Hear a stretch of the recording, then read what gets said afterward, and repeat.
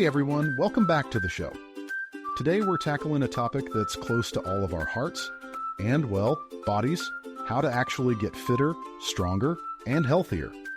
And crucially, how to do it without drowning in all the terrible advice out there. Exactly. I mean, who hasn't been suckered in by some miracle cure or crazy workout that promises the world? Let's face it, the fitness industry isn't exactly famous for its reliability, shall we say? Precisely. That's where Michael Matthews' book, Thinner, Leaner, Stronger, comes into play. It's all about cutting through the BS with strategies backed by actual science, and it's tailored specifically for women. It challenges all those myths we've heard a million times, like lifting heavy will make you bulky or carbs are pure evil, and replaces them with advice that's proven to work for losing fat, building muscle, and maintaining a healthy lifestyle. So, no more detox teas or endless hours on the treadmill? How disappointing. Just kidding. But seriously. Nope, none of that. Matthews really emphasizes three key things: understanding the science behind effective workouts, fueling your body correctly with good nutrition, and most important, creating a plan that you can actually maintain. Okay, that sounds promising. So today we're essentially talking about building a fitness house, laying the scientific groundwork, building the nutrition walls, and putting a sustainable routine on top as the roof. Sounds like a lot of construction ahead of us. It is, but we'll break it all down step by step so everyone listening can start building their own ultimate fit and strong foundation. Let's dive in. So to really get things going, let's dive into the core, the science of fitness. Why does Matthews stress understanding the biological and physiological reasons behind exercise and nutrition? Well, because without that knowledge, people fall for myths that are just a waste of time and effort. And one of the first big things we need to get our heads around is energy balance. Energy balance, the calories in, calories out equation. But somehow it feels like everyone has an opinion. Don't eat after 6 p.m. or skip carbs if you want to lose weight. Alex, break it down. Why are these myths so enduring, and what's actually the truth? It's all about simplicity, I think. Myths like eating carbs at night puts on weight pin the blame on one thing, making it seem like there's a single cause in fitness, when the reality is much more nuanced. Matthews makes it clear that what really matters is the total energy balance, not when or how you eat those calories. A calorie is just a unit of energy after all, and weight changes are determined by how many calories you take in versus how many you burn. It's over days, weeks, or months, not seconds. So it's like budgeting? If you have a certain calorie income, it doesn't truly matter if you spend those calories in the morning or at midnight, as long as the overall math adds up? Exactly. But so many people get caught up in these little rules because they're a distraction from the tougher work of tracking what you eat overall or making those consistent changes. Plus, Matthews mentions that psychological factors like guilt or fear about food play into why these myths stick around too. Right, so energy balance is the foundation for both weight loss and building muscle. And speaking of building muscle, let's talk about what Matthews has to say about that. Progressive overload. Sounds pretty technical when you say it, but it's actually an old idea, isn't it? It really is. Progressive overload is fundamental to muscle growth. And it's simple once you understand it. Matthews says that when you lift weights, you cause tiny little tears in your muscle fibers. And when those fibers repair themselves, that's when they rebuild stronger and thicker. This process is called hypertrophy. But the key is, if you don't continually challenge your muscles, whether by increasing weight, reps, or even just intensity, your body will plateau because it's no longer being forced to adapt. So if you're stuck curling the same 10-pound dumbbells, doing the same 10 reps every week, you shouldn't be surprised if you never end up looking like a superhero, right? Exactly. You've got to give your muscles a reason to grow. Matthews gives a great example where a beginner starts with 40-pound squats, then week by week, add just a little bit more, 5 or 10 pounds at a time. That constant increase keeps those muscles adapting. It doesn't always have to be weight either. You might do more reps or tweak the style of your lifts. The key is doing more than before. But doesn't that sound pretty intimidating to many of our listeners, especially women who've been told for years that lifting heavier weights is somehow unsafe, or will make them bulky? Great question, Michelle, and it's another one of those myths that Matthews tackles. Because of their testosterone levels, women simply don't bulk up like men do. Instead, lifting heavy leads to a leaner, stronger, and more defined body. And women actually need that strength for better bone density, functional fitness, and all-around health. Besides, big muscles don't happen overnight. It takes years and really dedicated training to get there. Okay, so now we've got energy balance and progressive overload covered. Let's talk about something that's near and dear to my heart: efficiency. Matthews recommends compound movements for getting the most bang for your buck. So why are squats and deadlifts the stars of the show here? Compound exercises are game changers because they use multiple muscle groups in one movement. Take the deadlift. Done correctly, you're not just working your hamstrings and glutes, you're also working your lower back, core, grip, even your traps. Unlike, say, a bicep curl, which just targets one muscle group at a time. Is it like cleaning your whole house in one go compared to just cleaning one room and saying, good enough? Yes, exactly. Compound movements are highly functional, meaning they mimic real-life tasks, like lifting something heavy or pushing a door open. And that's why they're efficient not just for muscle growth, but also for burning calories. Matthews actually talks about a study which backs this up. Participants doing compound exercises, like squats and deadlifts, saw greater overall strength and muscle gains than those who just focused on isolated movements. Makes sense, but proper form sounds so important. I've definitely seen some questionable deadlift moves at the gym. Backs rounded, knees buckling. That sounds like a one-way ticket to injury. Exactly. Form is everything. Matthews stresses starting light, focusing on technique, and maybe thinking about getting a coach or trainer if you need to. Better to nail your form with less weight than try to lift heavy and risk an injury. The idea isn't just to build muscle, it's also to build a flexibility that carries over into everyday life. Okay, let's wrap things up with the pièce de résistance of fitness goals: weight loss. I know Matthews is pretty clear about this. No more spot-reducing myths. He totally debunks the idea that you can crunch your way to visible abs, right? Yes, and that's such an important message. Fat loss only happens when you're in a calorie deficit, burning more calories than you actually eat. It's not about targeting one part of the body. For example, doing 100 crunches won't burn belly fat if you're not in a calorie deficit overall. So it's not just about the crunches, it's about everything before and after you do them? Exactly. Matthews backs this up, giving examples of concentrating on whole body training, like squats and deadlifts, to burn more calories and protect that muscle mass. And those fad diets that promise quick fixes really don't hold water under the facts, do they? No, and he's very clear about it. Drastically cutting calories or cutting out macronutrients like carbs might give you quick results, but they're never sustainable long-term. Instead, he recommends balanced eating, really focusing on protein to help maintain your muscle during that calorie deficit. This book truly seems like an anti-magic pill. It doesn't promise a fast solution, but it gives you a map. And frankly, that's what the fitness world needs a lot more of. So now that we've got a handle on the science, it's time to put that knowledge to work with structured nutrition plans. I mean, let's face it, even the toughest workouts won't cut it if your nutrition's off.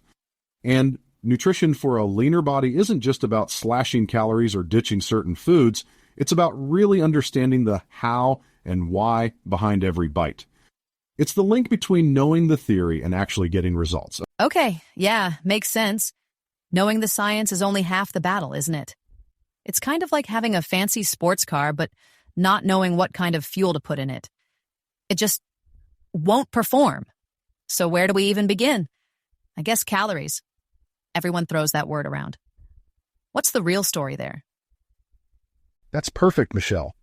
So calories are really just units of energy. Whether you're trying to lose weight, build muscle, or maintain your current physique, it all boils down to energy balance. How many calories you're taking in versus how many you're burning. Matthews is super clear on this. Calories are king. If you want to lose fat, you need a calorie deficit. And for muscle gain, you need a surplus. Right, right. And yet somehow those sneaky, hidden calories always seem to get us, don't they? Like that seemingly innocent salad that's drowning in high-calorie dressing. Bam, 400 extra calories. I think Matthews mentions this woman who plateaued even though she was eating healthy, simply because she wasn't tracking those sneaky calories. A little tablespoon of this, a drizzle of that, it all just adds up, doesn't it? Totally. It's the perfect example of why tracking your intake is so effective. People tend to underestimate what they're eating, even when they're making healthy choices. Matthews suggests using apps or food journals not as a punishment, but as a way to understand your patterns. The goal isn't to be obsessive, just to get some clarity. Like that saying goes, you can't manage what you don't measure. Yeah, but I can see how some people might find calorie counting restrictive or overwhelming. Got any tips for those of us who struggle with that? Matthews actually addresses that too. He really emphasizes balance and simplicity. He's saying these tools are there to empower you, not stress you out. Plus, once you get a good sense of portion sizes and your daily energy needs, it becomes second nature. You might not even need to track long term. The idea is to learn first and then listen to your body. Okay, that's helpful. So, once you get the calorie thing down, then comes the next layer, macronutrients, protein, carbs, and fats. Let's start with protein. Matthews seems to treat it like the MVP of nutrition. Absolutely. Protein is vital, not just for building muscle, but for protecting and repairing it, especially when you're losing fat. When you're in a calorie deficit, your body risks breaking down muscle tissue for energy. Protein basically helps you hold on to that lean mass while supporting your recovery. And Matthews gives really practical advice here. Spread your protein intake throughout the day for the best results. Makes sense. So instead of one giant protein shake after a workout, it's better to aim for like 20 to 30 grams every few hours. Exactly. Matthews even gives a sample day. Greek yogurt for breakfast, grilled chicken for lunch, a whey protein shake after your workout, and maybe salmon for dinner. It's not just about the quantity, it's about the timing and being consistent, so you're maximizing muscle repair and growth. All right, so protein's handling the rebuilding. Where do carbs fit into this whole equation? Because carbs always seem to get demonized, especially with diet culture and all.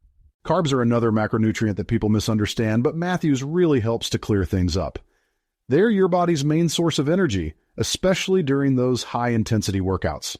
Cutting carbs drastically might lead to some quick water weight loss, sure, but it can also crush your energy levels and your performance. He actually talks about a marathon runner who went low-carb and saw her performance tank because she didn't have the necessary glycogen stores to sustain her endurance. Oh, I bet when she brought back the carbs, she was like a gazelle again. It's like, trying to fuel a race car with fumes. It's just not going to work. Exactly. Matthews recommends a balanced, moderate approach, choosing nutrient-rich carbohydrate sources like whole grains, fruits, and vegetables. These provide not only glycogen for energy, but also essential fiber and micronutrients to support overall health. That leaves us with fats. Fats, they're kind of the misunderstood middle child of nutrition. Overshadowed by protein and carbs, but quietly doing important stuff. What's Matthews' take on them? He emphasizes their role in hormone regulation, absorbing nutrients, and controlling your appetite. Healthy fats, like those in avocados, olive oil, and nuts, help keep your metabolism humming and can even make you feel full, so it's easier to stick to a calorie-controlled diet. But hold on. We're not talking about a free pass for fried foods here, are we? It's about getting those high-quality fats in reasonable amounts, right? Precisely. Matthews also tackles some common misconceptions, like the idea that cutting fats entirely is the fastest route to fat loss. People who avoid fats often end up feeling tired, cranky, and their hormones go haywire. Getting enough fat is important for being healthy in the long run and sticking to any nutrition plan. Right. So we've covered the key players, calories, macros, and their roles in the bigger picture. Knowing what to eat is one thing, but how do you actually translate that into a sustainable daily routine without, losing your dang mind? That's where Matthew's meal planning approach comes in. He gives you examples that are tailored to different calorie goals, such as a 1,600 calorie weight loss plan. What I really love about his plans is how balanced they are. They're high in protein to protect muscle, include healthy carbs for energy, and good fats to keep you satisfied, all in a way that feels doable. No crazy kale water diets here. True. For example, breakfast might be oatmeal with almond butter and an apple. Then some Greek yogurt for a snack. Lunch is a grilled chicken salad, and then a banana with a shake mid-afternoon. And finally, baked salmon with broccoli and quinoa. Tasty food that doesn't scream, "I'm on a diet." Exactly. Matthews recognizes it's about sustainability. By avoiding strict rules and including small indulgences, you're much more likely to stick with your goals and get real results. All right, last thing, diet myths. Matthews is pretty good at calling those out, like the "don't eat carbs at night" myth. What's the verdict there? It's nonsense. Matthews makes it clear that fat gain or loss depends on the total calories you're eating, not the time. There's no magical switch that turns carbs into fat after sundown. That idea just adds unnecessary stress. So, what you're telling me is it's okay to eat late-night toast without feeling guilty. Just make sure it fits within your daily calorie budget. Exactly. It all comes down to balance, Michelle. And Matthews' approach gives people the knowledge to enjoy food mindfully without being influenced by false information or extreme restrictions. So now that we've covered the nutrition side, let's talk about tailoring your fitness to your goals. Matthews really emphasizes that you shouldn't just copy someone else's workout. It's all about customizing a plan that actually fits what you're trying to achieve, whether it's building muscle, losing fat, or just getting stronger overall. And crucially, it needs to be sustainable, something you can stick with for the long haul. Exactly. Because nobody wants to be that person gung-ho in January, hitting the gym hard, only to be ordering takeout on the couch by Michelle, right? So, Alex, where does Matthews suggest we even begin when structuring workouts for our individual goals? Is it just blindly following some influencer's latest leg day routine? Or is there some real strategy involved? Oh, there's absolutely more to it than that. Matthews is big on something called progressive overload. It's basically the idea that to get stronger, you need to gradually increase the demands on your muscles over time. It sounds super technical, but it can be as simple as adding a few pounds to the bar, squeezing out an extra rep, adding an extra set, or slowing down the movement. Okay, so it's like giving your muscles a little bit harder homework each week. If you don't keep challenging them, they won't study and grow, right? But what about beginners? I mean, doesn't the idea of constantly adding weight or switching up exercises sound, well, a little intimidating? Great question. For beginners, Matthews stresses keeping it simple. Focus on core, compound movements, things like squats, deadlifts, bench presses. These exercises hit multiple muscle groups at once, so you get the most bang for your buck, as they say. Beginners can often see progress just by focusing on really good form and gradually adding weight. He also recommends keeping a training log to track progress. Hold on, squats and deadlifts? I can hear some listeners already saying, aren't those exercises for, like, experienced lifters? Or, my personal favorite, I don't want to get too bulky. Oh, he totally addresses that myth. The idea that women will get bulky from lifting heavy is just so outdated. Matthews explains the science behind it. Women just don't have the same level of testosterone of men, which means they can't just build big, bulky muscles in the same way. Instead, lifting heavy weights helps create a toned, strong physique and improves functional fitness and boosts bone density. All right, so we're squatting, deadlifting, and progressively overloading. Let's talk plateaus, though. Because the real problem isn't starting a program, it's when you stop seeing results. Does Matthews offer any insight there? He does. One of the key things he emphasizes is varying your routine. If you've been doing the exact same squat workout for weeks, your body adapts, and progress slows down. Matthews suggests introducing new stimuli, like changing from back squats to front squats, adding pause reps, or even just changing the tempo. These small tweaks can reignite growth by challenging your muscles in different ways. That reminds me of the example he used. A woman stuck on the same squat weight, but after switching variations and tempos, she started crushing her strength goals again. It's like the fitness version of refreshing your music playlist when you're tired of hearing the same songs over and over. Exactly. Matthews also highlights reviewing your overall plan every 8 to 10 weeks. It doesn't mean you need a completely new workout. Just make some adjustments, change the number of reps, sets, or even the equipment. It keeps things fresh and effective. Okay, so we've got training adjustments covered. Let's switch gears to something not about lifting more, but lifting less. Recovery is not some optional afterthought, right?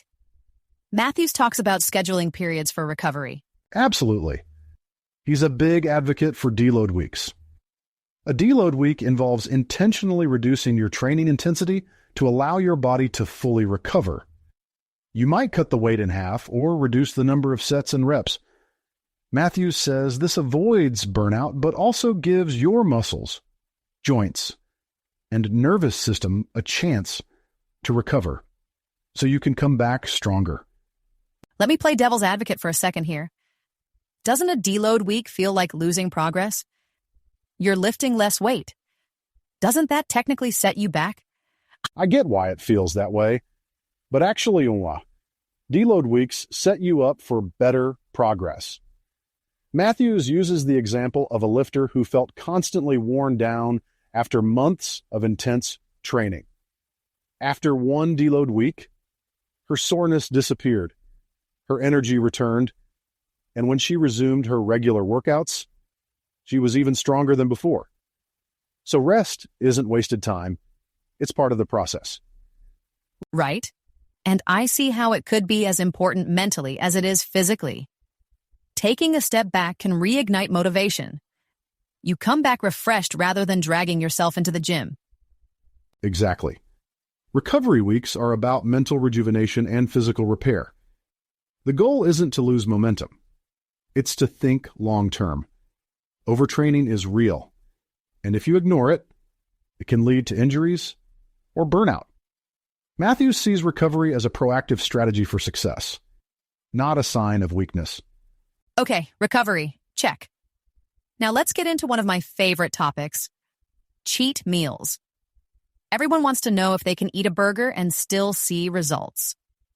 What is Matthew's stance on planned indulgences? He sees them as a tool for balance, both psychologically and physiologically. On the one hand, they give you a mental break and help prevent binges. On the other hand, and this is super interesting, cheat meals might temporarily boost your metabolism. They do it by increasing leptin levels, which is a hormone that controls hunger and energy expenditure. So, you're saying I can guiltlessly eat a pizza as long as I stay the course the rest of the time? Sign me up. Within reason. Yes. Matthews emphasizes moderation. A cheat meal is a small deviation from your plan, not an all-out eating spree. And timing matters. 2. Eating a calorie-rich cheat meal on a heavy training day can help your body process the extra energy more efficiently. Got it. Cheat meals, not cheat weeks. It makes sense, though. This strategy isn't just about sticking to your plan. It's about making your plan something you can stick to long-term. That's the key message, Michelle. The entire philosophy of thinner, leaner, stronger blends scientific principles with practical, sustainable habits. It's about building routines that fit your goals and lifestyle, not forcing yourself into unrealistic plans. Okay, so to sum up, we've talked about the core ideas in Thinner, Leaner, Stronger, the science behind getting fit, why nutrition is key, and how to customize workouts that you can actually stick with. Michael Matthews' method isn't about those fleeting quick fixes, you know? It's about really grasping energy balance, getting stronger with gradual increases in your workouts, and using practical tools, like meal prep, recovery strategies, and even the occasional cheat meal to keep you on track long term. Right, and what really grabs me is how Matthews takes these concepts that can feel super complicated. Calories, macros, progressive overload, and just breaks them down into clear, doable steps. It's not about avoiding all carbs or killing yourself with cardio. It's about being efficient, working smarter, not harder, and creating a lifestyle that genuinely fits your life. Precisely. Really, it's more than just a guide to fitness. It's a whole shift in how you think. Matthews teaches us that becoming leaner, stronger, and healthier isn't about chasing some impossible ideal. It's about being consistent, finding balance, and feeling empowered through understanding. All right, so here's what everyone listening should remember. Getting fit shouldn't be about searching for magical solutions or holding yourself to unrealistic goals. It's about having faith in the process, being patient, and making choices based on facts. Like Matthew says, science wins every time, right? Absolutely. Push yourself, nourish yourself, and most importantly, be kind to yourself. That's really the secret to seeing real, lasting change. Thanks for listening, everyone. And remember, strength is more than just what you can lift. It's a mindset, too.